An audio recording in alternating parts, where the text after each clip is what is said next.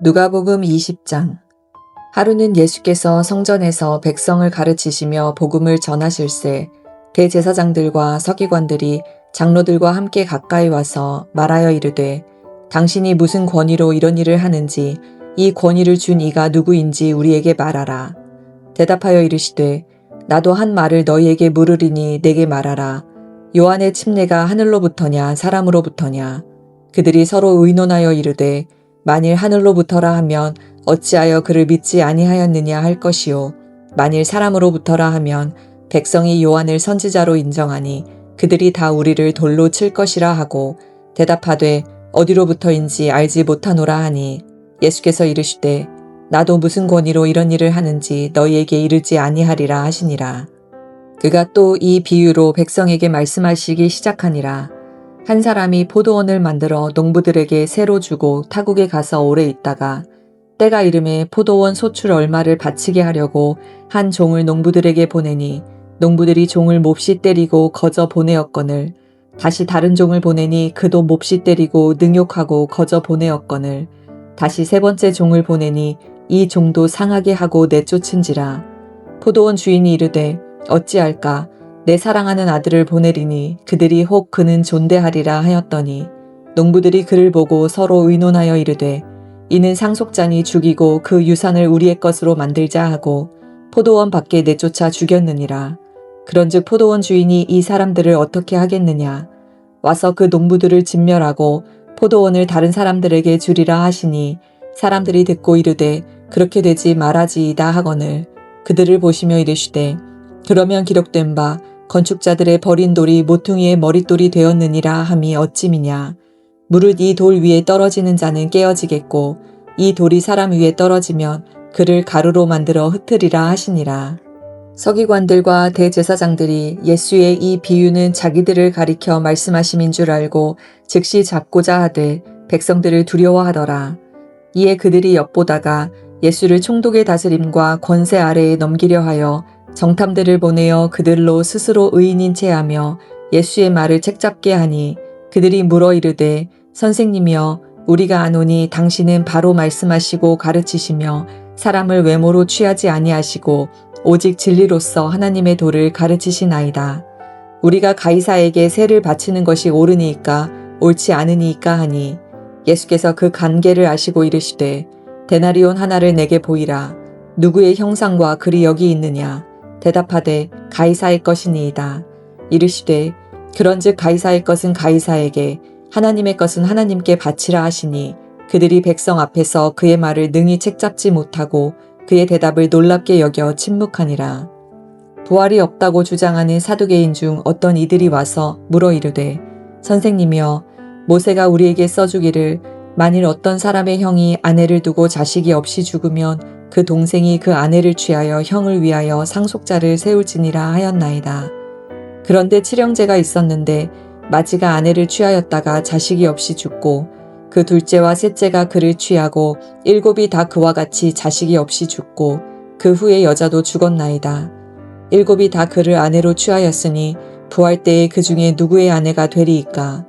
예수께서 이르시되, 이 세상의 자녀들은 장가도 가고 시집도 가되 저 세상과 및 죽은 자 가운데서 부활함을 얻기에 합당히 여김을 받은 자들은 장가가고 시집가는 일이 없으며 그들은 다시 죽을 수도 없나니, 이는 천사와 동등이요 부활의 자녀로서 하나님의 자녀임이라. 죽은 자가 살아난다는 것은 모세도 가시나무 떨기에 관한 글에서 주를 아브라함의 하나님이요 이삭의 하나님이요 야곱의 하나님이시라 칭하였나니, 하나님은 죽은 자의 하나님이 아니요 살아있는 자의 하나님이시라. 하나님에게는 모든 사람이 살아느니라 하시니, 서기관 중 어떤 이들이 말하되, 선생님 잘 말씀하셨나이다 하니, 그들은 아무것도 감히 더 물을 수 없음이더라. 예수께서 그들에게 이르시되, 사람들이 어찌하여 그리스도를 다윗의 자손이라 하느냐? 시편의 다윗이 친히 말하였으되, 주께서 내 주께 이르시되, 내가 내 원수를 내 발등상으로 삼을 때까지 내 우편에 앉았으라 하셨도다 하였느니라. 그런즉 다윗이 그리스도를 주라 칭하였으니 어찌 그의 자손이 되겠느냐 하시니라. 모든 백성이 들을 때에 예수께서 그 제자들에게 이르시되, 긴 옷을 입고 다니는 것을 원하며 시장에서 문안받는 것과 회당의 높은 자리와 잔치의 윗자리를 좋아하는 서기관들을 삼가라. 그들은 과부의 가산을 삼키며 외식으로 길게 기도하니 그들이 더 엄중한 심판을 받으리라 하시니라. 아멘.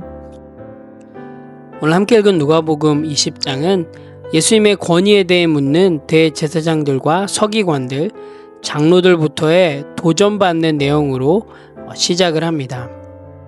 당시 이스라엘의 종교 지도자들은 예수님께 무슨 권위로 이런 일을 하는지, 그리고 이 권위를 준 이가 누구인지 말하라 라고 이야기를 도전을 합니다. 그때 예수님께서는 도리어 그들에게 질문을 하시죠. 그 질문의 내용이 바로 요한의 침례가 하늘로부터냐 사람으로부터냐 라고 그들의 믿음을 시험하는 질문을 하십니다.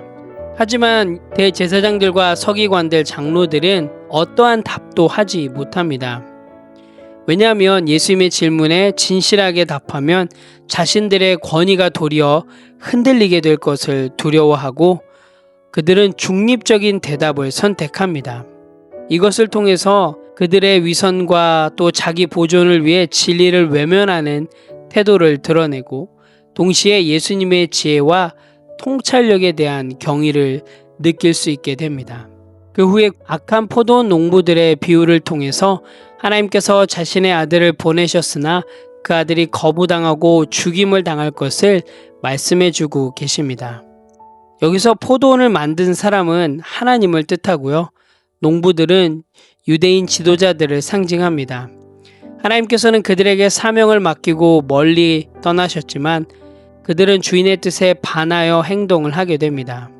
포도원 농부 비유에서 포도원 주인은 농부들에게 열매를 받기 위해서 포도원 주인은 포도원 농부들에게 소출을 받기 위해서 종과 아들까지 보내지만 농부들은 그들을 죽이고 마지막에는 아들까지 죽이게 됩니다. 이 비유를 통해서 우리가 알 수 있는 것은 하나님께서 보낸 선지자들과 아들, 즉 메시아를 거부하는 유대 지도자들의 심판을 상징하고 하나님은 열매 맺는 삶을 기대하신다는 메시지를 우리에게 주고 있습니다. 이 비유를 들은 서기관들과 대제사장들은 이 비유가 자신들을 향한 것임을 깨닫게 됩니다. 그들은 예수님을 해하려고 하는 계획을 세우게 됩니다. 한번 19절 말씀을 함께 볼까요? 서기관들과 대제사장들이 예수의 이 비유는 자기들을 가리켜 말씀하신 줄 알고 즉시 잡고자 하되 백성을 두려워하더라. 그들은 예수님의 이런 가르침이 자신들의 권위를 위협한다고 느껴 예수님을 즉시 잡고자 했지만 백성들의 예수님을 지지하고 있었기 때문에 두려워하며 행동에 옮기지 못하게 됩니다. 이후에도 계속적으로 종교 지도자들은 예수님을 함정에 빠뜨리려고 합니다. 이번에는 예수님을 세금 문제로 함정에 빠뜨리려고 합니다. 20절에서 26절을 보면 그들은 예수님께 이렇게 질문을 합니다. 우리가 가이사에게 세를 바치는 것이 옳으니까 옳지 않으니까. 이때 예수님께서는 이 질문에 지혜롭게 답을 하시는데요. 그런즉 가이사의 것은 가이사에게, 하나님의 것은 하나님께 바치라 라고 하나님께서는 그들의 어리석은 질문에 지혜롭게 답을 하십니다.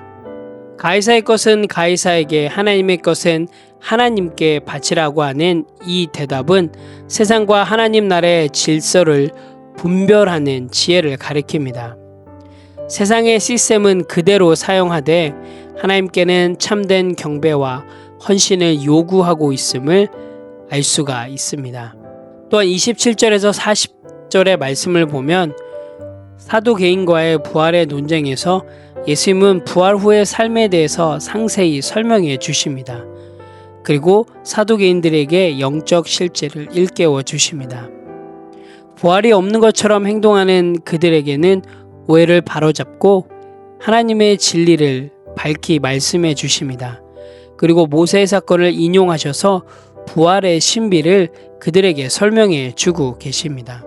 예수님께서는 그들에게 이렇게 말씀하시죠. 38절에 보면 하나님은 죽은 자의 하나님이 아니요 살아있는 자의 하나님이시라. 하나님께는 모든 사람이 살아있느니라.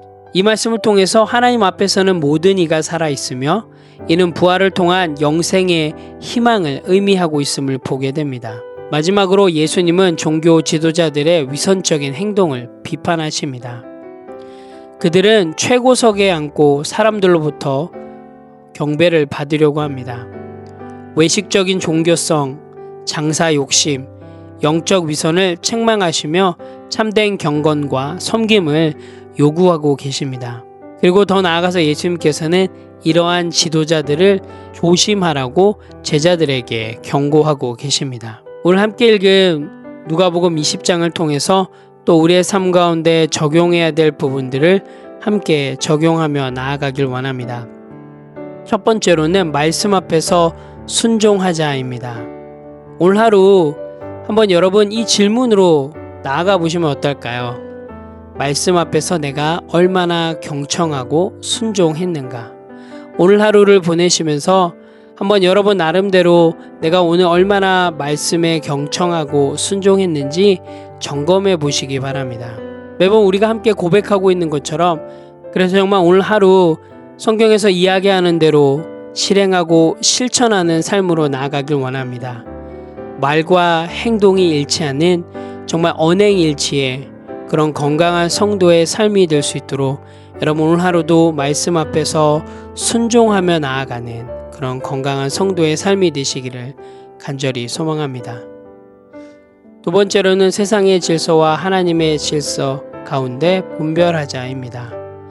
오늘 본문에서 기록하고 있듯이 가이사의 것은 가이사에게 하나님의 것은 하나님께 바치라고 하는 예수님의 그 말처럼 우리가 세상의 가치와 하나님의 나라의 가치 가운데 고민할 때 성경으로 돌아가기를 원합니다. 그래서 성경에서 이야기하는 대로 우리들의 가치를 기준들을 세워 나가길 원합니다. 분명히 세상의 것에도 최선을 다해야 될 필요가 있습니다. 하지만 우리 그리스도인들에게는 하나님 나라의 가치가 더 중요함을 여러분 꼭 기억하시고요. 우리의 삶 가운데 말씀대로 기준을 삼고 또 말씀대로 실행하고 실천함을 통해서 정말로 지혜롭게 세상 속에서도 하나님의 가치대로 살아낼 수 있는 그런 건강한 성도가 되시기를 간절히 기도합니다. 함께 기도하겠습니다.